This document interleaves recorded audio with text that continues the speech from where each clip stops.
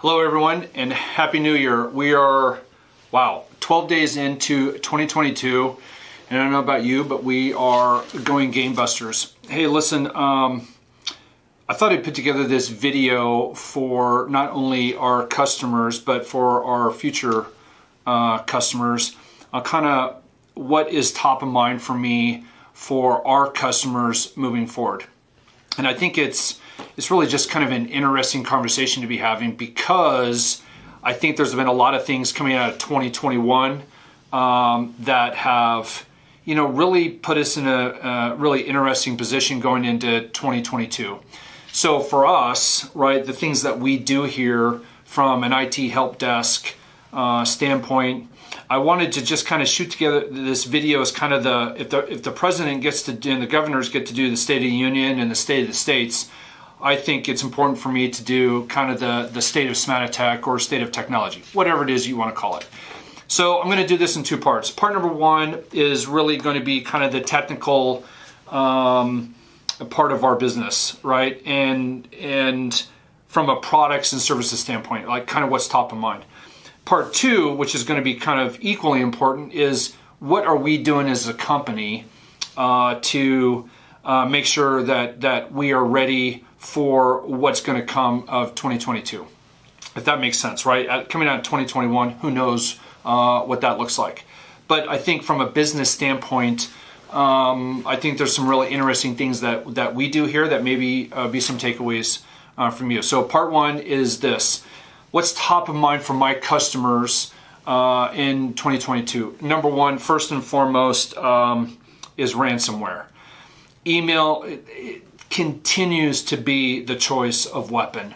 And the thing for us is, high level, some simple things that all of our customers and non-customers need to be doing is, if you're using Gmail or Office 365, you absolutely, at a bare minimum, need to make sure you're using two-factor authentication. You also need to be making sure that you're using a professional spam filter. The default spam filters built in with Office 365 and Gmail do not do enough.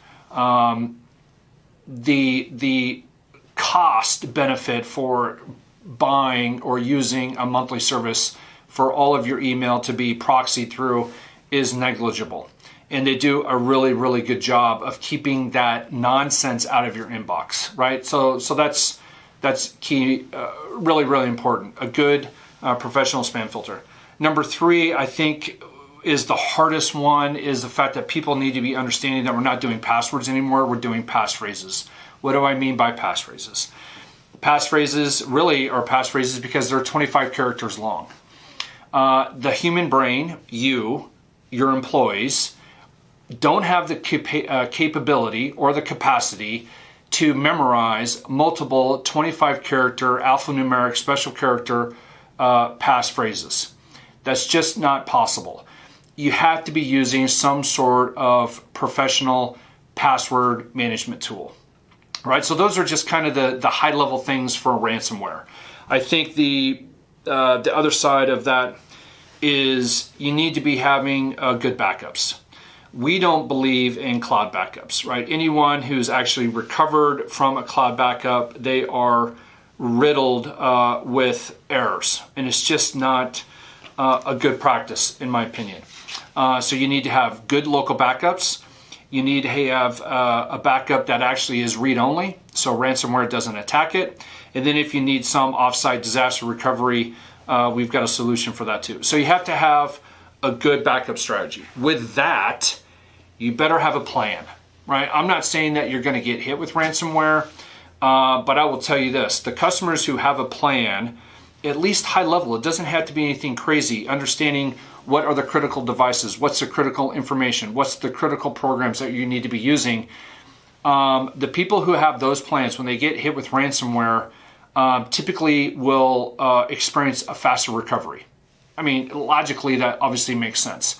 Those customers that don't have a plan, the stress, the chaos just really starts to become overwhelming. And I always tell customers when we kind of go through this strategy, there are two questions that you're going to pick up the phone and you're going to call me. The first question you're going to ask me is my data protected? And that's either going to be yes or no. The second question is going to be how fast before I'm up and running.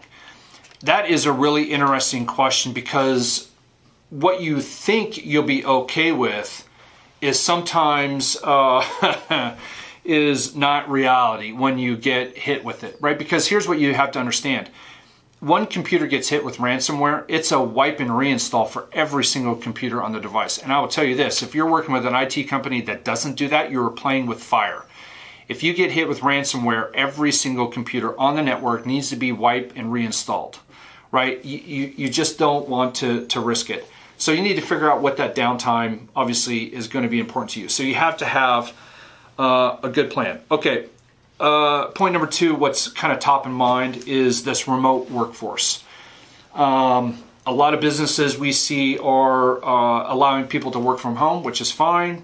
I think a lot of businesses are allowing to get great talent because they can get them from all over the country. We have no problems with that. What we have a problem with is what tools, laptops and desktops they're using to come into the corporate infrastructure. And one of the things I hear a lot of is the fact that, well, listen, our remote workforce uses a VPN.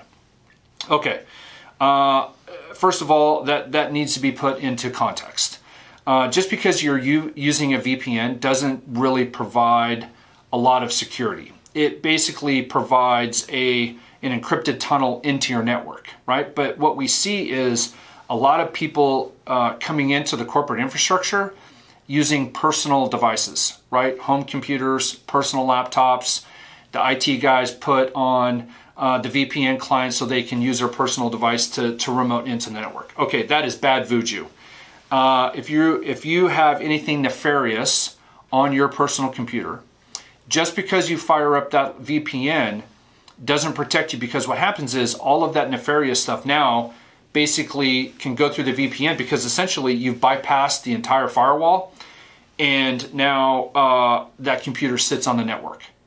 It's very dangerous. And the thing that we know with ransomware is the fact that some of these Trojan horses and all this nefarious stuff will sit on the network for a long time and gather intelligence and figure out how to exploit your network. So, remote workforce.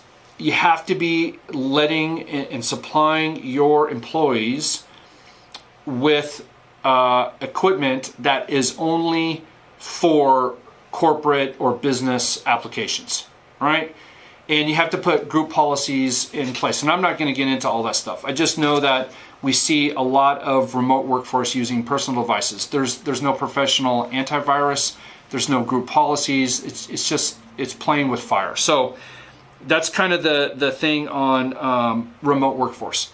It makes sense, yes, but it has to be done right. So for every dollar that we're saving on real estate and office, we need to be spending $2 on what we need to be doing to protect the remote workforce. Okay, number three, I think everyone kind of knows, I've heard about all this supply chain stuff. Computers and laptops are more expensive. They're harder to find. Computer parts, hard drives, fans, motherboards, all this stuff. They're hard to find and they're expensive. So whatever planning that you've got to be doing for 2022, just understand that you're going to spend anywhere from 30 to 40% more, and understand that it may take anywhere from 2 weeks to we've seen almost 2 months to get products. So you have to be just kind of aware of what's going on that side. Firewall switches, wireless access points. If you're looking at expanding, just understand it's not just office furniture that's being clogged up. It's network stuff too. Okay, so one of the things that we do to help with the supply chain is the fact that we've done some things here. So for our current customers, they understand that we have a pretty strong methodology. We have almost tripled our inventory of what we're carrying in stock. And what's really cool about that is the methodology that we have is we work with one brand of firewall, switches, what am I missing here? Monitors, keyboards, mice, etc., etc. Those are what we sell. We don't sell, everything under the sun. We have our set of products. Those are the products that we sell to our customers, and those are the products that we support. We have inventory in stock. If one of our firewalls goes out and with one of our customers, we have stock. We've almost, well, like I said, tripled our inventory, but we've also doubled our minimums. So whenever the trigger point is for us to reorder, we're reordering. In fact, Eric was just in my office the other day jumping up and down because we found a supplier with, I think, 8 24-inch HP monitors, which is what we like. Those are the things that we're doing here. So we are actually inventory. We do that from a standardization. So really, from the technical products and services standpoint, those are really the big three. Ransomware, understanding how you're going to protect yourself from that. Remote workforce, make sure that you've got the good policies and procedures in place for that. And the supply chain, just understand that as you grow, you're onboarding employees, you're expanding into new office spaces, all that stuff. You just have that plan. So that's it from kind of the technical. Stay tuned for part 2, which is actually going to be really fun because I kind of talk about the method to my madness, about the great things that's going on at Smadatek and how we're growing, how we're managing the labor shortages, the supply chain shortages, what we're doing to continue to provide a high level of customer service, which our current customers give us feedback all the time about what we're doing. And quite frankly, I have conversations with C-suite executives about how we're doing it. And that's kind of what we're going to talk about in part 2. So stay tuned for part 2. Thanks.